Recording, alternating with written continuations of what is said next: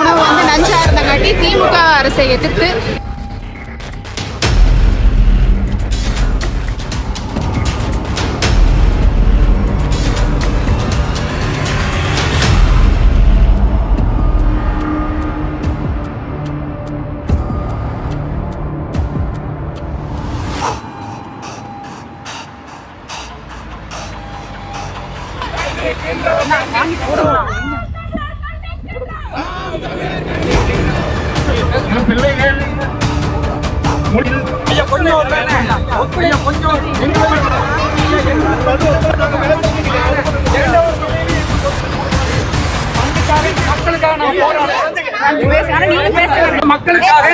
தமிழக அரசு குழந்தைகளில் எப்ப பார்த்தாலும் இதே வேலையா தான் போச்சு. இந்த அரசுக்கு குழந்தைகள் வந்து சாப்பிடுற பொருளும் நஞ்சா இருக்கு. இவங்களோட மெத்தன போக்கு தான் இது தொடர்ந்து இருக்கு.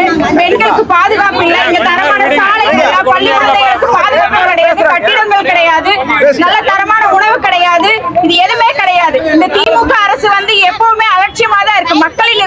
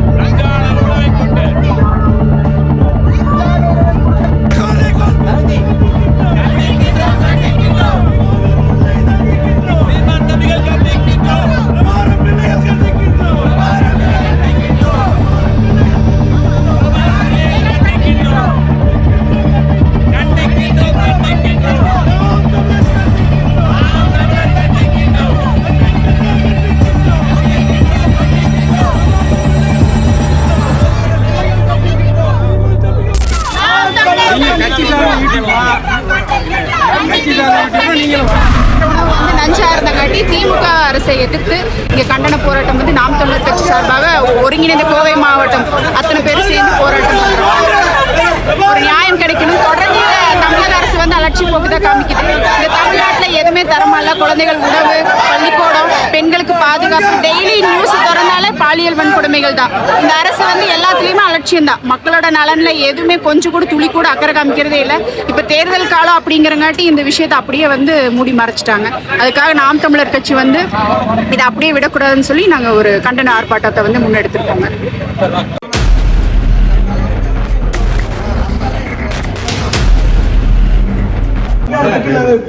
சொல்றேன், காவல்துறைக்கு நாங்க என்னைக்குமே கட்டுப்பட்டு நிக்கிறோம். நாம் தமிழர் கட்சி என்னைக்குமே வந்து காவல்துறைக்கு கட்டுப்பாட்டோட தான் நாங்க பண்ணிருக்கோம். நாம் தமிழர் கட்சி இங்க எதுக்காக கூடியிருக்கீங்க, என்ன ஏதுங்கிறத பத்தி கொஞ்சம் விளக்கமா சொன்னீங்கன்னா நல்லா இருக்கும். வணக்கம் தம்பி. நான் வந்து கவுண்டம்பாளைய தொகுதி சட்டமன்ற வேட்பாளர் கலாமணி ஜெகநாதனுங்க. இப்போ கடந்த திங்கட்கிழமை அன்னைக்கு வந்து கவுண்டம்பாளைய நடுநிலை பள்ளியில் வந்து ஒரு 43 குழந்தைங்க வந்து பள்ளி விழுந்த சாப்பாட்டை சாப்பிட்டு கொஞ்சம் சீரியஸான கண்டிஷனில் அரசு ஆஸ்பத்திரியில் இருந்தாங்க. அந்த அரசு வந்து எப்போவுமே இப்படி தாங்க, எல்லாத்துலேயுமே அலட்சியம்தான். இங்கே மட்டும் இல்லை, பல பகுதிகள் இந்த மாதிரி பிரச்சனை வந்து நடந்துட்டுருக்கு. கடந்த ஒரு 2 மாதத்துக்கு முன்னாடி கூட ஒரு குழந்தை ஒரு வீடியோ போட்டிருக்கீங்க. அந்த சத்துணவு சாப்பாடு இப்படி தட்டத்தில் காமிச்சு இதில் புழு பூச்சி எல்லாம் இருக்குது, இந்த சாப்பாடு எங்களுக்கு வேண்டாம், இங்கே தரமான சாப்பாடுல எங்களுக்கு நல்ல சாப்பாடு கொடுங்க அப்படின்னு சொல்லிட்டு அரசு வந்து எல்லாத்துலேயுமே அலட்சியம்தாங்க தம்பி. பள்ளி கட்டடங்களாகட்டும், பள்ளி குழந்தைகள் சாப்பிட்ற உணவாகட்டும், எல்லாத்துலேயுமே அலட்சியம்தான் காமிக்கிறாங்க. அந்த எதுவுமே சுகாதாரமும் இல்லை, அது எதுவுமே வந்து அரசு வந்து கண்டுக்கிறதும் கிடையாது. ஒரு குழந்தைக்கு ஒரு பக்கத்தில் ஒரு இந்த நிகழ்வு நடந்தால் மட்டும்தான் அந்த பகுதிக்கு போய் ஆய்வு மேற்கொண்டு அதற்கான நடவடிக்கை எடுக்கிறாங்க. அது வரைக்கும் அந்த பகுதிக்கே போகிறதில்ல. இப்போ அந்த கவுண்டம்பாளைய பள்ளிக்கூடத்தை சுற்றி பார்த்தீங்கன்னா ஃபுல்லாக குப்பமேடு தான். அது வந்து இன்னைக்கு நேரத்தில் ரொம்ப வருஷமாகவே அப்படி தான் இருக்குது. அந்த பள்ளிக்கூடத்தை சுற்றி நிறைய குப்பமேடு தான். அந்த பள்ளியும் வந்து சுகாதாரமற்ற நிலையில் தான் இருந்துச்சுங்க. இப்போ வந்து நாங்கள் போய் நேற்று கேட்டதுக்கு காவல் அதிகாரிகிட்ட அது வந்து அவங்க தெரியாமல் விழுந்துருச்சு அப்படின்னு சொல்லி சொல்கிறாங்க. அதுக்கு சம்மந்தப்பட்ட அந்த சத்துணவு சமைக்கிற அம்மாங்களெல்லாம் வந்து நாங்கள் பணியிடை நீக்கம் பண்ணிட்டோம் அப்படின்னு சொல்லி சொன்னாங்க. ஆனால் வந்து அரசு வந்து திமுக அரசு இது எதையுமே கண்டுக்கலீங்க. தேர்தல் நேரம் அப்படிங்கிறங்காட்டி இது எல்லாத்தையும் மூடி மறைக்க தான் அவங்க முற்படுறாங்களோ ஒழிய இதை பற்றி எந்த ஒரு மீடியாவுமே பேசலை. நாம் தமிழர் கட்சி எப்போவுமே மக்களுக்காக நாங்கள் களத்தில் இருக்கிறவங்க. அதுக்காக அந்த திமுக அரசை வந்து எதிர்த்து இன்னைக்கு நாம் தமிழர் கட்சி ஒருங்கிணைந்த கோவை மாவட்டம் சார்பாக கண்டன ஆர்ப்பாட்டத்தை வந்து நாங்கள் இங்கே நடத்தியிருக்கோம். இந்த திமுக அரசில் நம்பி இப்போ அவங்க கடந்த 60 வருஷமா ஆண்டுட்டு தான் இருக்காங்க. இப்போ எதுவுமே தரமாக கிடையாதுங்க. ஒரு நல்ல சாலை கிடையாது, நல்ல பள்ளிக்கூடம் கிடையாது, குழந்தைங்க சாப்பிட்ற உணவு எதுவுமே தரமே கிடையாது. இப்போ தினமும் நியூஸ் திறந்தீங்கன்னா பெண்களோட வந்து பாலியல் வன்கொடுமை தான். பார்த்தீங்கன்னா 7 வயசு குழந்தையிலேருந்து 70 வயசு பாட்டி வரைக்கும். இப்போ அப்போ டெய்லியும் அதை திறந்தாலும் அப்படிதான் நடக்குதுங்க. அரசு என்ன நடவடிக்கை எடுக்கிறாரு, ஸ்டாலின் ஐயா இதெல்லாம் கண்டுக்கிறாரா இல்லையானே தெரிய மாட்டேங்குதுங்க. பெண்களுக்கு வந்து பாதுகாப்பே இல்லை. இன்னைக்கு கூட ஒரு விளாத்திக்குளம் தூத்துக்குடி மாவட்டத்தில் ஒரு 12வது படிக்கிற பொண்ணை வந்து பாலியல் வன்கொடுமை பண்ணி கொண்டுட்டாங்க. கனிமொழி அக்கா அது இன்னைக்கு தான் வந்திருக்காங்க. அது என்ன ஏதுன்னு கேட்கறக்கு என்ன சொல்றாங்க அப்படின்னா, அந்த குற்றவாளிகளுக்கு வந்து தகுந்த தண்டனை வந்து நாங்கள் வாங்கி கொடுப்போம் அப்படின்னு சொல்றாங்க. தொடர்ந்து இந்த பாலியல் வன்கொடுமை நடக்கிறதுக்கெல்லாம் காரணம் என்னங்க? அவங்க நடத்துகிற டாஸ்மார்க்கும் அவங்க அலட்சியமா விட்டுடுறாங்க கஞ்சா புழக்கம். அது ரெண்டும் தான் காரணம். ஒவ்வொரு தேர்தல் வரும்போதும் அவங்க கொடுக்குற வாக்குறுதி என்ன? டாஸ்மாக் கடையை நாங்கள் நிரந்தரமாக மூடிடுறோம் அப்படின்னு சொல்லி தான் சொல்கிறாங்க. ஆனால் இது வரைக்கும் அவங்க மூடுறதே கிடையாது. அவங்க இனி மூட போகிறதும் கிடையாது. ஒவ்வொரு முறையும் மக்கள் இதை சொல்லி தான் ஏமாற்றிட்டு இருக்காங்க. தமிழ்நாட்டில் நடக்கிற குற்றத்துக்கு முக்கிய காரணமே இந்த டாஸ்மார்க்கும் தலையெடுத்து விரிச்சாடுற இந்த கஞ்சா புழக்கமும் தான். எல்லா பள்ளி மாணவர்கள் முதற்கொண்டு கல்லூரி மாணவர்கள் வரைக்கும் எல்லாத்துக்குமே இது ஈஸியாக கிடைக்குதுங்க. அது எப்படிங்க ஒரு அரசுக்கு தெரியாமல் உள்ளே வர முடியுங்களா? காவல்துறையில் என்ன பண்ணிட்டு இருக்காங்க? இதெல்லாம் கண்டுக்க மாட்டாங்களா? டெய்லியுமே ஒரு நியூஸ் வருதுங்க. இது நம்ம வீட்டு குழந்தைக்கு நாளைக்கு நடக்காது அப்படிங்கிறதுக்கு என்ன உத்தரவாதம்? அன்னைக்கு 70 வயசு பாட்டியை பாலியல் வன்கொடுமை பண்ணியிருக்காங்கன்னா எந்த இதில் தமிழ்நாடு போயிட்டு இருக்குன்னு பாருங்க. தமிழ்நாட்டை தலைக்குனிய விட மாட்டோம் அப்படின்னு சொல்றாரு. இந்த நிகழ்வெல்லாம் பார்த்தா எப்படி இருக்கு உங்களுக்கு சொல்லுங்க. இந்த தடவையும் அவர் வந்து இந்த மக்களோட வாக்கு மட்டும்தான் அவருக்கு ரொம்ப முக்கியம். அவங்களோட வாழ்க்கை கிடையாது. யார் எக்கேடு கெட்டு போனா எனக்கு என்ன அப்படிங்கிற ஒரு மெத்தனை போக்குல தான் இது எதையுமே கண்டிக்க மாட்டேங்கிறாரு அவரு. அதுக்கான நடவடிக்கை அவங்க எடுக்க மாட்டேங்கிறாங்க. அன்னைக்கு கரூர்ல அத்தனை பேர் இறந்ததுக்கு 40 பேர் இறந்ததுக்கு கரூர் செந்தில் பாலாஜி அண்ணா, அன்பில் மகேஷ் அண்ணா எல்லாரும் அங்கே போனாங்க. ஆனால் இங்கே இந்த 43 குழந்தைங்க சாப்பிட்டு உயிருக்கு போராடிட்டு இருந்த இடத்துக்கு கல்வித்துறை அமைச்சர் வந்து வரவே கிடையாது.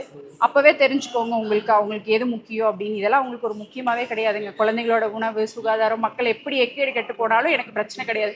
எனக்கு அவங்களோட வாக்கு மட்டும்தான் முக்கியம் அப்படின்னு தான் இந்த அரசு வந்து இது வரைக்கும் நினச்சிட்டு இருக்கு. இப்போவும் பார்த்தீங்கன்னா ஏடிஎம்கே ஆகட்டும் டிஎம்கே ஆகட்டும் அவங்களோட பிறந்தநாள் பரிசு அப்படின்னு சொல்லி ஒரு தொகுப்பு கொடுத்துட்டே இருக்காங்க. டிஎம்கே வந்து ஒரு பெரிய அண்டா அந்த மாதிரி கொடுக்குறாங்க. நம்ம கண்ணுக்கு முன்னாலேயே கொடுக்குறாங்க. அதை வந்து பரிசா கொடுக்குறாங்க. ஐயாவோட பிறந்த நாள் அதுங்காட்டி வந்து இதை பரிசா வச்சுக்கோங்கன்னு கொடுக்குறாங்க. ஏடிஎம்கே ஜெயலலிதா அம்மாவோட பிறந்த நாள்னு சொல்லி அவங்க ஒரு தொகுப்பாக கொடுத்து இது வரைக்கும் மக்கள் அப்படிதான் பண்ணிட்டு இருக்காங்க. ஏன்னா தேர்தல் வர காலத்தில் அவங்க வந்து இந்த மாதிரி இலவசங்களை கொடுத்து மக்கள்கிட்ட அந்த ஓட்டை வாங்கிடலாம் அப்படிங்கிற ஒரு எண்ணத்துல தான் இது வரைக்கும் பண்ணிட்டு இருக்காங்க. இதுல இருந்து மக்கள் எல்லாரும் புரிஞ்சுக்கோங்க, நமக்கு எது இலவசம், எது நம்ம வாழ்க்கைக்கு முக்கியம் அப்படின்னு. இந்த அண்டா குண்டாவோ இந்த வட்டல் ஹாட் பாக்ஸோ நமக்கு முக்கியம் கிடையாதுங்க. நம்மளுக்கு தேவை நல்ல தரமான சாலை, இலவச கல்வி, இலவச மருத்துவம். இதுதான் நம்மளுக்கு தேவை. இதை வந்து நாம் தமிழர் கட்சி மட்டும்தான் சொல்லிட்டே இருக்காங்க. திருப்பி செந்தமிழன் சீமானன் அவர்கள் மட்டும்தான் நான் இலவசமா இதை கொடுக்குறேன் அப்படிங்கிறாங்க. மக்கள் புரிஞ்சுக்கோங்க, உங்களுக்கு எது இலவசமா வேணும்? நல்ல கல்வி, மருத்துவம், குடிநீர் இதெல்லாம் உங்களுக்கு இலவசமா வேணுமா, இல்லை அவங்க கொடுக்குற அற்ப பாத்திரங்கள் இலவசமா வேணுமா அப்படின்னு நீங்க புரிஞ்சுக்கோங்க. இந்த முறை வாக்கு செலுத்தும் போது மறக்காம நீங்க வந்து நமக்கு என்ன தேவைங்கிறது ஒரு நிமிஷமாவது யோசிங்க. அவங்க வந்து நம்ம ஆசை தூண்டத்தான் செய்வாங்க, அண்டா குண்டா எல்லாம் கொடுத்து.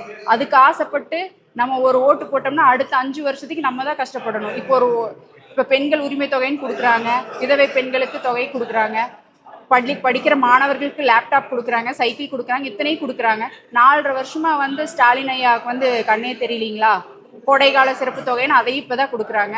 இத்தனை வருஷமா அவருக்கு தெரியலீங்க, இத்தனை வருஷமா கோடைக்காலமே வரலீங்களா? தேர்தல் வந்தால் இது எல்லாத்தையும் அவங்க அறிவிப்பாங்க.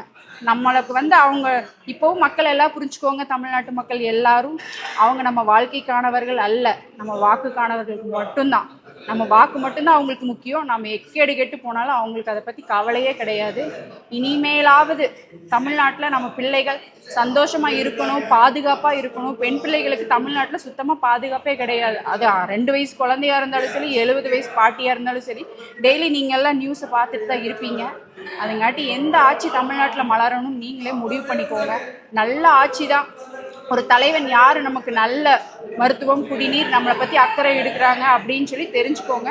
நாம் தமிழர் கட்சி வந்து ஒவ்வொரு முறையும் 15 ஆண்டுகளாகி ஒவ்வொரு முறையும் மக்களோட போராட்டத்துக்கு துணையாக இருக்கும். அவங்களுக்கு என்ன தேவை அப்படிங்கிறத போராடி நாங்கள் பெற்றுக் கொடுத்துட்டு தான் இருக்கோம். ஆனால் ஊடகங்கள் வந்து எங்களை காமிக்கிறது கிடையாது. இந்த முறையும் எந்த கட்சியுமே வந்து கண்டன ஆர்ப்பாட்டம் இதுக்கு தெரிவிக்கல.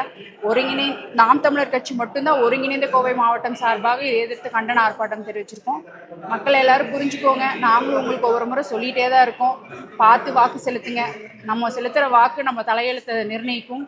அதங்காட்டி மக்கள் எல்லாரும் சிந்திச்சு இந்த முறை விவசாய சின்னத்துக்கு மறக்காமல் வாக்கு செலுத்துங்க. உங்கள் பெண் பிள்ளைகள் பாதுகாப்பு, உங்களுடைய கல்வி, உங்களுடைய மருத்துவம், உங்களுடைய தூய குடிநீர், இது எல்லாமே உங்களுக்கு தேவை. அது எல்லாமே அத்தியாவசியம் நம்மளுக்கு. அதுதான் நம்மளுக்கு வாழ்க்கையில் ரொம்ப முக்கியம். அதை உணர்ந்து இந்த முறை எல்லாரும் மறக்காமல் நாம் தமிழர் கட்சிக்கு விவசாய சின்னத்தில் மறக்காமல் வாக்கு செலுத்துங்க. நன்றி. தம்பி வணக்கம். நான் மேட்டுப்பாளையம் சட்டமன்ற தொகுதி வேட்பாளர் கோபாலகிருஷ்ணன். இந்த அரசு பள்ளியில் பள்ளி மாணவர்கள் உணவில் வந்து ஊழியர்களோட கவனக்குறைவால் பள்ளி விழுந்துருச்சுங்கிறாங்க, நஞ்சு கலந்துருச்சுங்கிறாங்க. கேட்ட அப்படி ஒரு அசால்ட்டான ஒரு பதில் 40 குழந்தைக்கு மேலே பாதிக்கப்பட்டிருக்கு. வசதி பிள்ளைங்க படிக்கிற தனியார் பள்ளிகள் இந்த மாதிரி இது வரைக்கும் நடந்திருக்குதான். எல்லா ஊழியெல்லாம் வேலை செய்கிறாங்க. ஆனால் நம்ம இந்த அரசு பள்ளியில் மட்டும் ஒரு மெத்தனை போகுது. இங்கே அடுத்து பள்ளி விழுகுது, இது கேட்டாலும் அதுக்கு உண்டான சரியான பதிலையும் சொல்கிறதில்ல. இந்த அரசியல் இதுதான். அங்கே குழந்தைகளோட அப்பாவுக்கு டாஸ்மாக் சாராயம், குழந்தைகளுக்கு நஞ்சு கலந்து உணவு, பெத்த அம்மாவுக்கு 1000 2000 பணம். சரிங்களா? திராவிட மாட்சி ஆட்சியில் இப்படி தான் இருக்குது. அரசாங்கம், காவல்துறை வந்து போராடுற நாம் தமிழர் கட்சி தான் வந்து அரெஸ்ட் பண்ணுறாங்க. இதுக்கு காரணமான அரசு ஊழியர்கள், உணவுத்துறை நிர்வாகத்தில் வந்து அவங்க எந்த நடவடிக்கை எடுக்க மாட்டேங்கிறாங்க. அதிகபட்சம் எடுத்தாங்கன்னா இடைநீக்கம் பண்ணுவாங்க. இடைநீக்கம்ங்கிற ஒரு 2-3 நாள் விடுபடுத்திட்டு மறுபடியும் அதே பள்ளிகளுக்கு வந்து அதே தப்பத்தை செய்யத்தான் போகிறாங்க. திரும்ப இந்த ஏழை எளிய மக்கள் படிக்கிற பள்ளிக்கூடத்தில் வந்து இந்த தவறுகள் தொடர்ந்துக்கிட்டு தான் இருக்கும். வணக்கம். கவுண்டம்பாளையம் தொகுதியில் அரசு மருத்துவமனையில் பள்ளி குழந்தைகள் மதிய உணவு சாப்பிட்டு பாதிக்கப்பட்டு 42 பிள்ளைகள் மருத்துவமனையில் இருக்காங்க. எப்போ பார்த்தாலும் அரசு பள்ளியில் பள்ளி விழுகுது, அரசு மருத்துவமனையில் விழுகுது. எத்தனையோ தனியார் விடுதிகள் இருக்காங்க, எத்தனையோ ஸ்டார் ஹோட்டல் இருக்குது. எல்லா இடங்கள்லையும் உணவு பரிமாறுறாங்க, உணவு தயாரிக்கிறாங்க. எங்கேயுமே பள்ளி விழுகிறதுல யாரும் அந்த மாதிரி மயக்க மாட்டேங்கி பாதிக்கப்படுறதில்லை. இந்த அரசு பள்ளிகள், அரசு மருத்துவமனைகள் அப்படின்னாவே ஒரு அலட்சிய போக்காக தான் இருக்குது. இப்போ இந்த வேலைகளுக்கு என்னென்னா அரசு ஊழியர்கள் அப்படின்னு சொல்கிறாங்க இல்லையா? இந்த அரசு ஊழியர்கள் அப்படிங்கிற இந்த வேலைக்காக பல லட்சம் இளைஞர்கள் வெளியில் காத்துக்கிட்டு இருக்காங்க. ஆனால் அந்த வேலையை கிடைத்த உடனே அதில் ஒரு மெத்தனை போக்கு வந்துடுது. நமக்கு வேலை கிடச்சிச்சு, இனிமேல் நம்ம லைஃபு, நம்ம வாழ்க்கையே செட்டில் ஆயிடுச்சு அப்படின்னு தான் நினைக்கிறாங்களே ஒழிய, இந்த வேலை இந்த மக்களை பாதுகாப்பதற்கு, நம்மை நம்பி வருகிற பிள்ளைகள், இந்த மண்ணின் மக்களை பாதுகாப்பதற்கு, அவர்களை வாழ்க்கையை சிறப்பாக்குவதற்கு அப்படிங்கிற எண்ணம் அரசு ஊழியர்கள் யாருக்கிட்டையுமே இல்லை. என்ன காரணம்னா, ஒரு தனியார் நிறுவனத்தில் இந்த மாதிரி ஒருத்தர் பாதிக்கப்பட்டாங்க, ஒரு தவறு செஞ்சுட்டாங்க அப்படின்னா தனியார் முதலாளி அந்த பணியாளரை வேலையை விட்டு நிறுத்துறதுக்கு வாய்ப்பு இருக்குது, நிறுத்திடுவாங்க. அதான் நடவடிக்கை எடுப்பாங்க. ஆனால் அரசு வந்து அதிகபட்சம் அவங்களுக்கு மேலே என்ன நடவடிக்கை எடுக்குன்னா பணி இடைநீக்கம். இந்த பணி இடைநீக்கம்ங்கிறது ஒரு தீர்வே கிடையாது.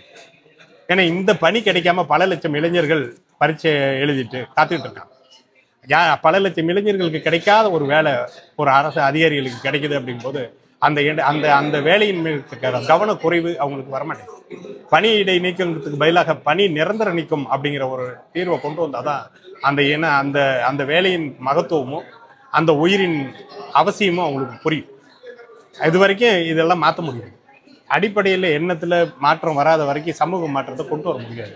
ஒவ்வொரு அரசு அதிகாரிகளுக்கும் இது மக்களுக்கான வேலை, இது நம்முடைய மண்ணுக்கான வேலை அப்படிங்கிற எண்ணம் வரணும். இதை கொண்டு வரணும் அப்படின்னா அடிப்படை கவுன்சிலிங் அவங்களுக்கு தேவைப்படுது. ஏன்னா அரசு வேலைன்னு வந்துட்டாவே பெரிய நாம தான் அரசு அப்படிங்கிற அந்த எண்ணமும் திமிரும் எங்கிருந்து வருதுன்னு தெரிய மாட்டேங்குது. இது ஒரு அரசு வேலைக்குன்னு வரும்போது அந்த பணிவுங்கிறதே வரமாட்டேங்குது. மக்களுக்காக சேவை செய்ய வந்திருக்கோம், மக்களுக்காக வேலை செய்ய வந்திருக்கோங்கிற எண்ணமே வரமாட்டேங்குது. இந்த பள்ளிகள் பிள்ளைகள் பாதிக்கப்பட்டிருக்காங்க. இதே ஒரு அரசு அதிகாரிகளோ இல்லை மாவட்ட ஆட்சியருடைய பிள்ளைகளோ இல்லை காவல்துறை அதிகாரிகளோட பிள்ளைகளோ இல்லை அரசு ஊழியர்கள் பிள்ளைகளோ பாதிக்கப்பட்டிருந்தா அரசு இதை கடந்து போயிடுமா? இவ்வளோ எளிமையாக கடந்து போயிடுவாங்களா? ஏன்னா இங்கே இன்னைக்கு முழுக்க வியாபாரமாகி விட்ட கல்வி வியாபாரம் ஆயிடுச்சு. கல்வி முழுக்க வியாபாரம் ஆனதுனால நிறைய கல்வி கட்டணம் செலுத்தி தன் பிள்ளைகளை படிக்க வைக்க முடியாத வறுமை ஏழ்மையில் இருக்க இந்த மண்ணின் அடித்தட்டு மட்டத்தில் இருக்கிற மக்கள் தான் இந்த அரசு பள்ளியில் படிக்கிறாங்க. பணம் கட்டி படிக்க வசதி வாய்ப்புகள் இருக்கவங்க எல்லாம் தனியார் பள்ளிகளில் போயிடுறாங்க. பணம் கட்ட முடியல அப்படிங்கிற வறுமை ஏழ்மை சூழலில் இருக்க பிள்ளைங்க பெற்றோர்கள் மட்டும்தான் இந்த அரசு பள்ளியில் படிக்க வைக்கிறாங்க. இந்த அரசு பள்ளியில் தரமான கல்வி கொடுக்கறது இல்லை. அப்படியே தரமான கல்வியை அப்படியே கொடுத்தாலும் அவர்களுக்கான வேலை வாய்ப்பை உறுதி செய்யறது இல்லை. தனியார் பள்ளிக்கூடத்தில் தனியார் கல்லூரிகளில் படிக்கிற பிள்ளைகளுக்கு வந்து அவங்களே கவுன்சிலிங் நடத்தி வேலை வாய்ப்பை கூட உறுதி செய்கிறாங்க. ஆனால் அரசில் அந்த மாதிரி வாய்ப்புகள் இல்லை. அரசு பிள்ளைகளுக்கு அந்த வேலை வாய்ப்பில் முன்னுரிமை கொடுக்கணும், அந்த பிள்ளைகளை அடுத்த கட்டத்துக்கு வாழ்க்கையை நகர்த்தி போகணும் அப்படிங்கிற எண்ணம் அரசுக்கு இல்லை. என்ன காரணம்னா அரசு அதிகாரிகள்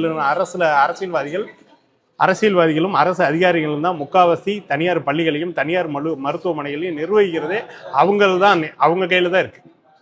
அவங்க வசம்தான் இருக்குது. தனியார் மருத்துவம் யாருக்கிட்ட இருக்குன்னா அரசியல்வாதிகள்கிட்ட தான் இருக்குது. தனியார் பள்ளிகள் யாருக்கிட்ட இருக்குது, கல்லூரிகள் யாருக்கிட்ட இருக்குன்னா அரசியல்வாதிகள்கிட்ட தான் இருக்குது. எத்தனை அரசியல்வாதிகள் பள்ளி கல்லூரிகளில் நடத்துகிறாங்க, எத்தனை அரசியல்வாதிகள் மருத்துவமனைகளை நடத்துகிறாங்க, எவ்வளோ வச்சுருக்காங்க? அவங்களுக்கு வந்து அவங்க எப்படி மக்கள் அரசு மருத்துவமனையும் அரசு கல்வியும் தரமாக செயல்படணும்னு நினச்சி ஆசைப்படுவாங்க. எப்படி இந்த நிரந்தர தீர்வுங்கிறது பணியிடை நீக்கம்ங்கிறது எப்படி சரியான தீர்வு இருக்க முடியும்? முதல்ல அடிப்படை கட்டமைப்பை சரிப்படுத்தணும். ஒரு கல்விக்கு வந்து ஒரு பள்ளி இப்படி தான் செயல்படணும், கல்வி இப்படி இந்த மாதிரி கல்வி இந்த மாதிரி உலக தரத்துக்கான கல்வியை கொடுக்கணும், மருத்துவத்தை கொடுக்கணுங்கிற எண்ணம் அரசுக்கு இருக்கணும். அரசு சரியாக இருந்ததுன்னா அதில் வேலை செய்யக்கூடிய பணியாளர்கள் சரியாக இருப்பாங்க. அரசு முடிஞ்ச வரைக்கும் எல்லா பகுதியிலையும் இப்போ ஒரு தொகுதிக்கு பல கோடிகளை செலவு செஞ்சு அமைச்சர்களாக, எம்எல்ஏக்களாக, சட்டமன்ற உறுப்பினராக, பாராளுமன்ற உறுப்பினராக 25 கோடி 50 கோடின்னு செலவு பண்ணிட்டு வரக்கூடிய பெரும் முதலாளிகள் மக்களின் நலனை பற்றி எப்படி கவலைப்படுவார்கள்? அவர்கள் கவலைப்படுவதெல்லாம் இந்த 25 கோடி 50 கோடி நம்ம செலவு செஞ்சுருக்கோம், இதை பல மடங்காக எப்படி பெருக்கி எடுக்கலாம்னு தான் கவலைப்படுவாங்களே பற்றிய மக்களின் இயல்பு வாழ்க்கையை பற்றியோ மக்களின் அடிப்படை தேவைகளை பற்றியோ ஒரு நாளும் அவர்கள் கவலைப்பட மாட்டார்கள்.